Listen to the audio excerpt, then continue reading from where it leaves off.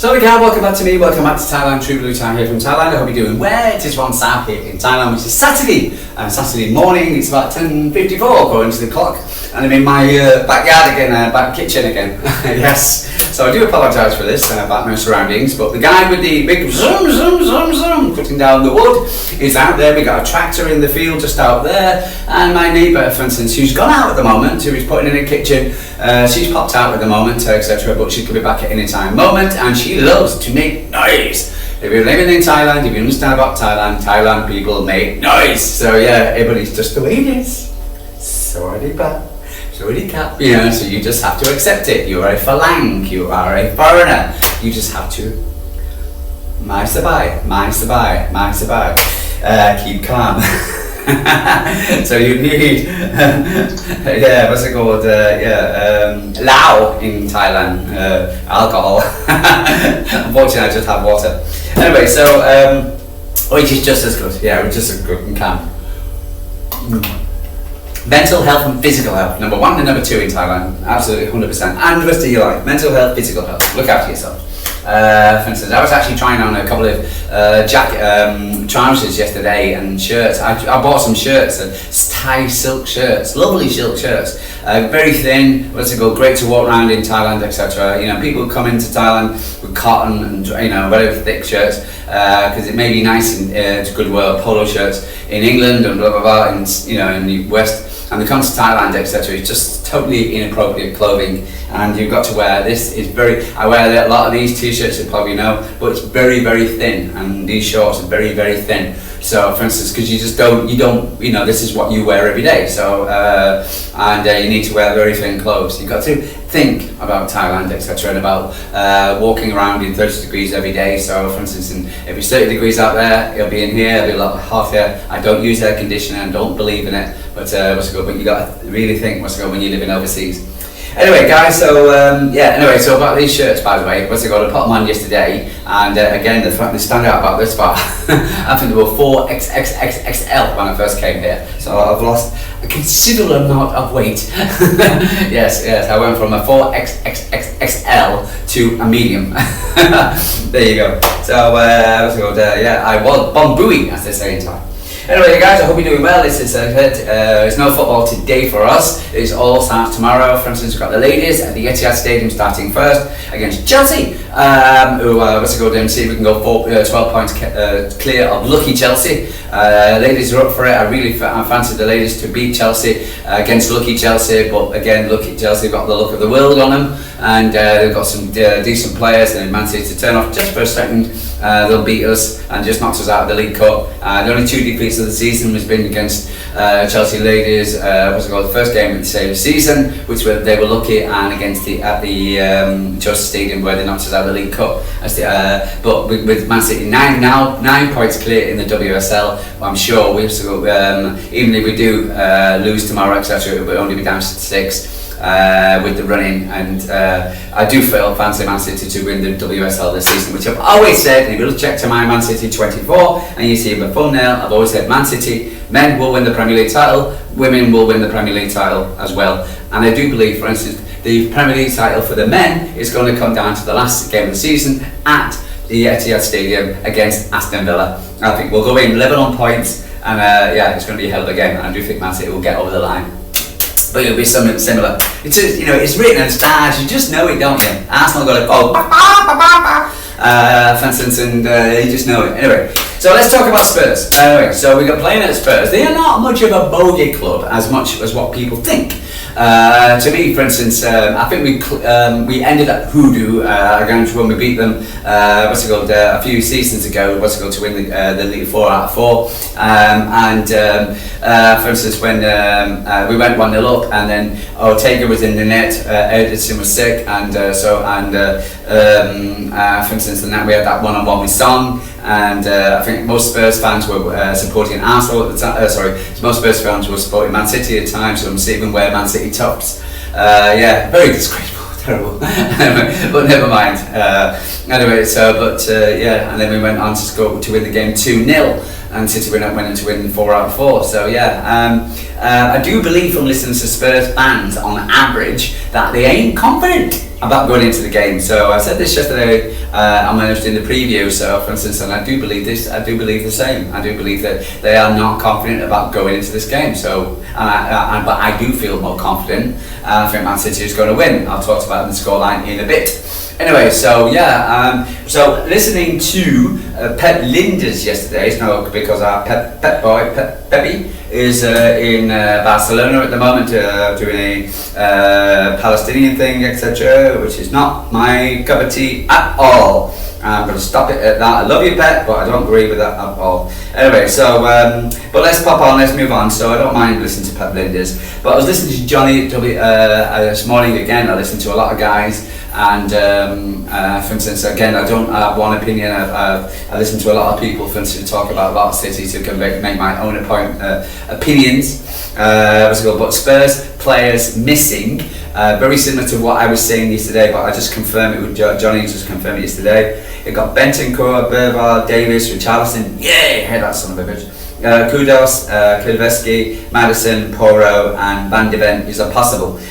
Bigger injury list than Manchester City. We've got the usual, John Stones, don't know where he is. For instance, Josko Gavadio and come on.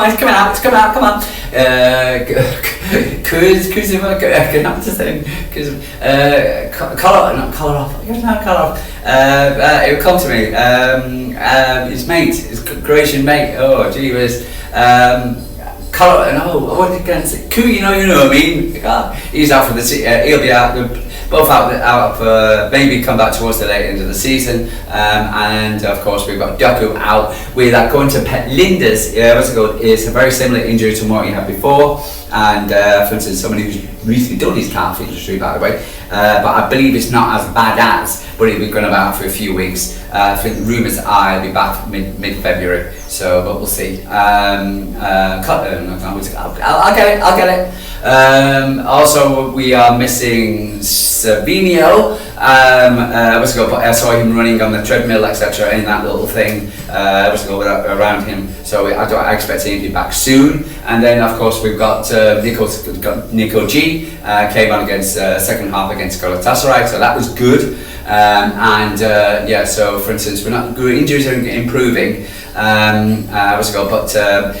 Also we've got the returning of Ruben Dias back into training on Monday, so that's good. But I just want to put my heartfelt best wishes to Ruben Dias and your family, sir, about the frightful robbery which has happened to your home. I do apologise. I'm so sorry, for instance, it's happened to you, sir. It must be a very traumatic experience, and I hope that your family won't be too affected too much. So, all my best wishes to Ruben Dias. Didn't know anything about it until the was mentioned. So, but yeah, awful.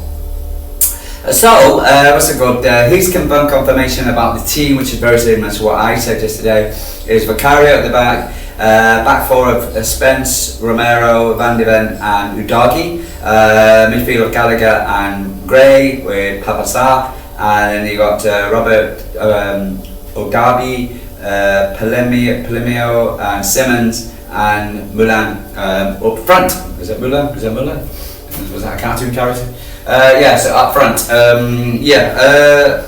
So they've, again, for instance, they've got issues. I do feel that, again, I think it's all about psychology. A lot of these games are about psychology. Again, this is something I stress most important living in Thailand or living in your life. Two things you need to take care of: your mental health and physical health. Your physical health, you feel good, you feel great, and also, but it can affect your mentality, but your mental health, etc., also affects your physical health as well. And if you're, you can get them both into a line, etc., you're well and well possible to have a good and a happy life. So I do believe, from mentality-wise, etc., the fact that over the Spurs Stadium. I don't think between the hoodoos or whatever, or the against Spurs, I think we cracked that hoodoo when we beat them 2-0 and win the 4th title, and at the Spurs, etc., and with a lot of Spurs fans wearing Arsenal, Man City shirts, and listening to some Spurs fans as well who were also supporting City, so I guess they don't want Arsenal to win. Arsenal got a tough away game against Leeds, and if Leeds can do us a favour and turn it up, I do feel that could be a draw. Again, I'm going to say that again it's going to be between City and Aston Villa for the title, yeah. So, so for instance, I think, for instance, if you're listening to, I listened to LB and what's it called, Dabs yesterday, for instance, a nice little chat. And I think we're counting out the real hoodoo is next week against Anfield, and I think LB was saying the fact that we played them 39 times, only won 3 times at Anfield. Now that is a hoodoo. So yeah, and even though Anfield are not playing as well as last season, you never know. It's Anfield. Again, so me personally, I've got more confidence, and especially if we win tomorrow, for instance, I think we can go into the game against Liverpool, etc., with a lot more confidence. So I think he was saying about they played 39 times, only 3 weeks ago, but he also joked to the fact that weeks ago we win at Anfield every 10 games. The 10th game, etc., the 40th game or the 10th game, etc., would be the City next week. But let's see if we can clear that. Is more of a hoodoo. As far as Spurs is convinced. They're a Premier League side, and even though they're playing crap, and even though, for instance, in a lower situation, even though they hate the manager, even though, for instance, they got a lot of injuries, they're still a Premier League side, and like all Premier League sides, you are dangerous. So we've got to be aware of that, regardless, and we can't take it for granted. Also, for instance, again, we played against Wolves last week, played half-decent Wolves, half-decent team. They got some good results. They had a better run of form at the moment, and City at the moment, but we did play well in the first half, and Barcelona did very well against them. So the next important thing, we are away in probably about the best stadium in Europe. I love the Etihad Stadium, I love what they're doing to the Etihad Stadium, but when you look at the Spurs Stadium, it looks a beautiful stadium, so give them credit for that. But they are, again, even though they're not, you wouldn't say they're a top 6 team now, even though they've got the issues, they are dangerous, and we've still got dangerous Premier League players, so we've got to show them respect. But I do feel that, for instance, Man City have got the edge over Spurs, and I do feel that we can win it tomorrow. So anyway, let's have a listen to see what Pep Lin has had to say about City. We were just talking about Doku and his injury. He'll be out until mid-Feb, expecting, again, it was just down the bank, it won't be as bad as. About Manchester City's transfer window, I think he was very happy with the Manchester City's transfer window from what he was saying.